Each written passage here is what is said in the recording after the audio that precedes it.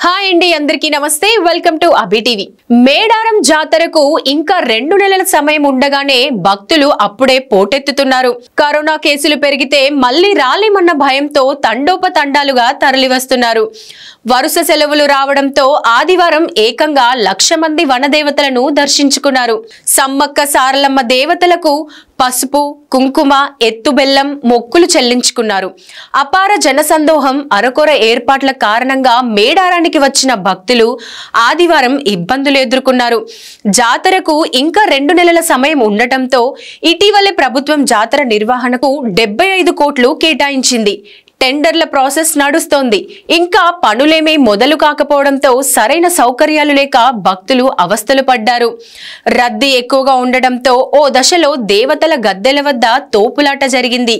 మేడారం చుట్టుపక్కల ప్రాంతాల్లో ఎక్కడ చూసినా ప్రైవేట్ వెహికల్స్ కనిపించాయి.